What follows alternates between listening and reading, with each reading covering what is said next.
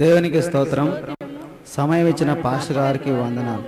మేము గత నెలలో ఫస్ట్ మా భార్యకు బాగలేకుండా వచ్చింది. తర్వాత వారం రోజులుగా నాకు జ్వరం వచ్చింది. అది ఎందుకు వచ్చిందంటే సరిగ్గా నిర్లక్ష్యంగా అలా చేసుకుందాం, ప్రార్థన చేసుకుందాం, దేవుడు మనకు తోడుగా ఉన్నాడు కదా, దేవుడికి మనం సేవ కూడా చేస్తున్నాం కదా, మనకేం భయం అని నిర్లక్ష్యంగా ఉన్నాం. ఆ నిర్లక్ష్యంలో ఆ వారం రోజుల తర్వాత నాకు అమరావతిలో ఉద్యోగం కూడా పోయింది. మరి ఆ ఉద్యోగం పోయిన తర్వాత అలాగే ఇద్దరం నిర్లక్ష్యంగా ఉండి ఒకరొకరు గొడవ పడుకుంటూ అలాగే చివరికి ప్రార్థన అనేది లేకుండా పోయింది. ప్రార్థన అనేది లేకుండా ఎప్పుడు పోయిందో మా వెనకల్నే దురాత్మ మా ఇంట్లోనే తిరుగుతూ ఉండి మా బిడ్డని ఎంతో ఇబ్బంది పెడుతూ మమ్మల్ని ఇబ్బంది పెడుతూ ఉన్నాయి. చివరికి చూస్తే మేము ప్రార్థన చేసుకోనియకుండా మా ఇద్దరి గొంతు పట్టేసుకుని ఉంది. సాతాను వచ్చి ఈ ఇంటికి యజమాని నేనే అని ఆ సాతాను చెప్పడం వల్ల మాకు ఆ విషయం తెలియలేదు. మరి కుటుంబ ప్రార్థన పెట్టించుకున్నప్పుడు పాస్టర్ గారు మా ఇంటికి వచ్చిన తర్వాత దేవుడు ఆ విషయాన్ని బయలుపరిచి నేనే ఈ ఇంటికి యజమానుడని ఆ యొక్క స్వరాన్ని సేవకుడు విన్నారు. అలాగే మీకు కనిపించిందా? నాకు కూడా కనిపించింది. తర్వాత మా భార్య కూడా ప్రార్థన చేసుకునేటప్పుడు 2 సార్లు అది వచ్చి వెనకల మేము చాలా బలంగా దేవుని సన్నిధిలో మమ్మల్ని దేవుడు విడిపించిన తర్వాత రాత్రి 10 నుంచి దాదాపు 2 గంటల వరకు ప్రార్థన చేస్తూనే ఉన్నాము. అప్పుడు మా భార్యకు దేవుడు ఒక దురాత్మ యొక్క స్వరాన్ని వినిపించాడు. అది అలా రెండుసారి ఏడుస్తా, దురాత్మ ఏడుస్తా మేము చేసే ప్రార్థన మేము ప్రార్థన చేస్తా ఉంటే ఫాస్ట్ సాయంత్రంగా వచ్చినారు, బేస్తవారి సాయంత్రము.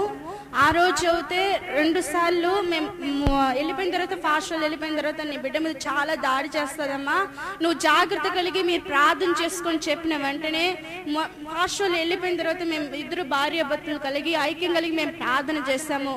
అప్పుడు 2 సారి శాతాను చాలా ఏడ్చినాడు.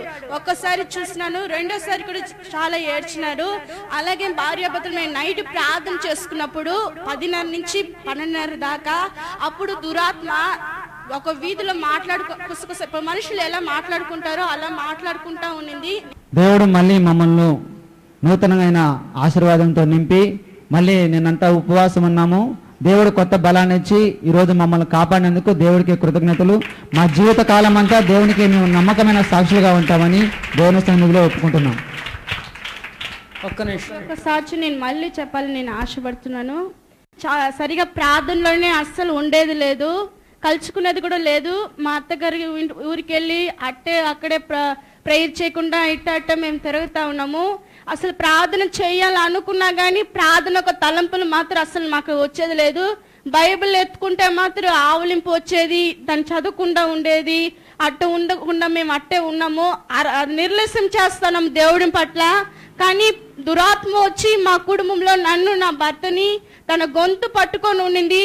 మళ్ళీ సేవకుడి ద్వారా దేవుడు చెప్పాడు, ఈ ఒక శాతను ఈ వీధికి ఈ ఇంటికి యజమానునిగా నేను ఉన్నానని చెప్పినప్పుడు మా ఇంట్లో కుటుంబ ప్రార్థన చేసేటప్పుడు మా మధ్యలో ప్రియమైన యేసుక్రీస్తు మా మధ్యలో వచ్చాడు.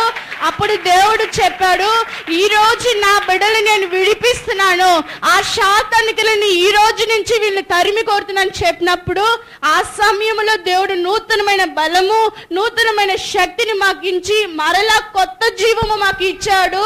దాని పట్ల నా జీవాధిపైన దేవునికి కృతజ్ఞతలు చెల్లిస్తున్నాను. ఈ రోజు మళ్ళా మేము ఉపవాసం కలిగి ఉండేదానికి శక్తి ఇచ్చాడు. మళ్ళీ ప్రార్థన బలము పరిశుద్ధ ఆత్మ నా దేవుడు దయచేసిన విధానం బట్టి కృతజ్ఞతలు.